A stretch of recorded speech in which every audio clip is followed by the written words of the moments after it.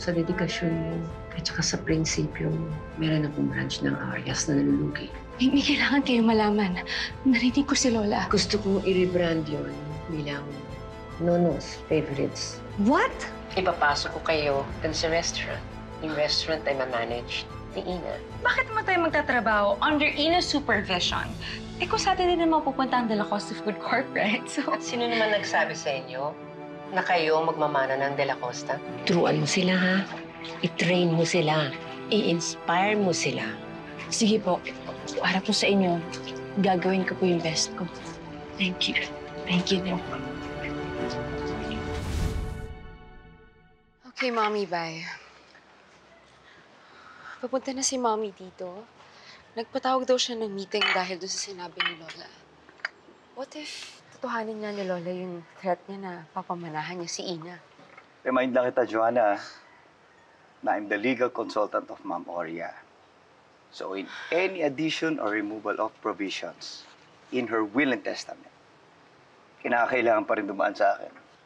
Hindi kaya may long-term effect yung pagkabagok na Madam Orea? Kaya kung ano-anong pumapasok sa isip niya?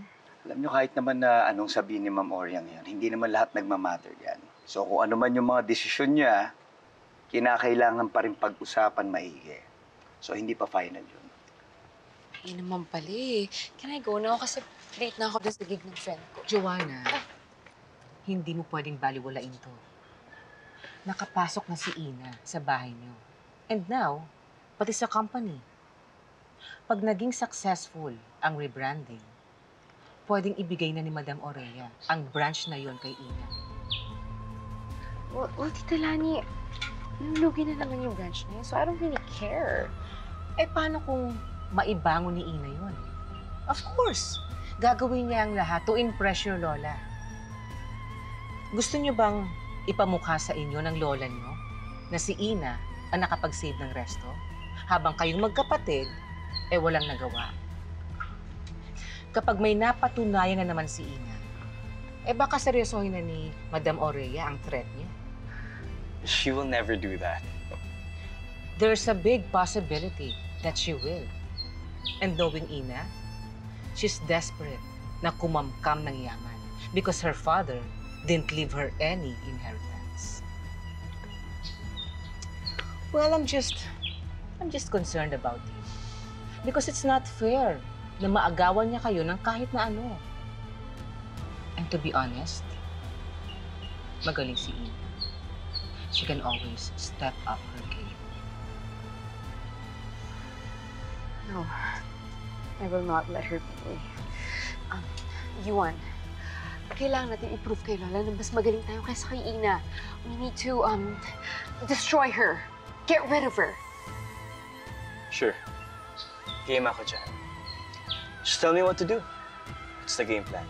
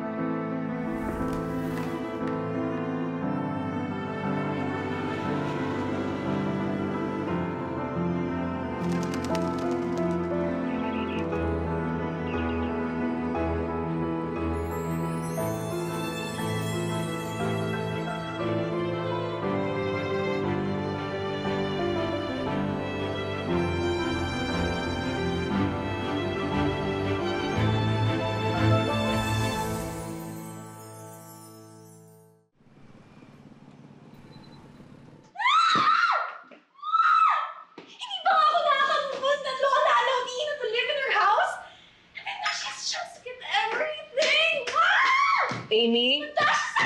Amy, pwede ba tumigil ka nga dyan?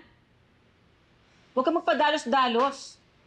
Remember, hindi na magandang impression sa atin ni Madam Aure because of Ina. Mama! Sorry ka na kay Lola! Ano mo gusto niya?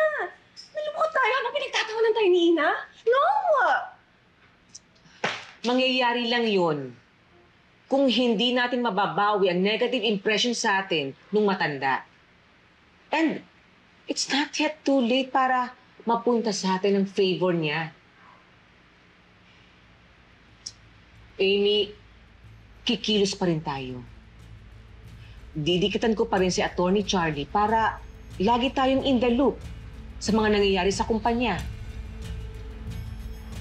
At ikaw naman, well, except for winning Yuan's heart, kailangang updated ka sa lahat ng plano ni Joanna against Ina. Based on her reaction kanina,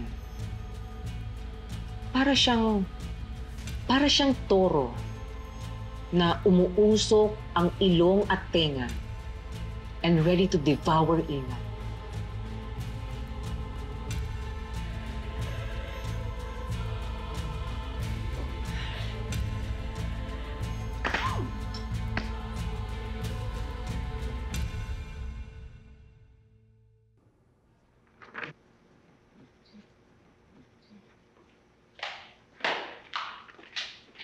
Good morning, Mama.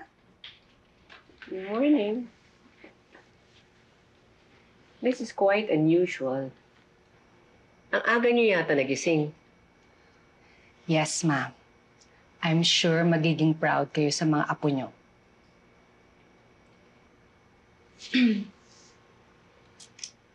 Yuan and I already talked, Lola.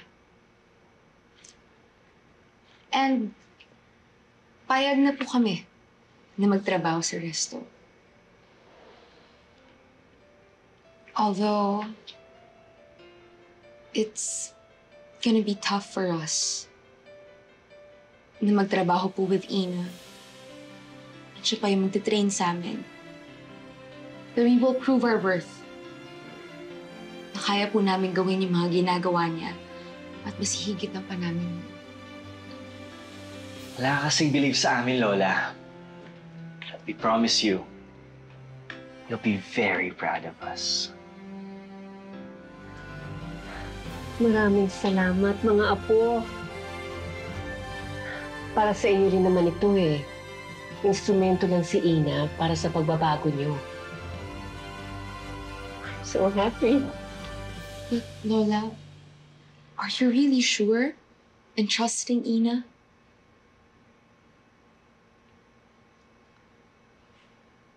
Oh. Kung mali man ako sa pagtitiwala ko sa kanya, well, I will have no other choice but to let her go.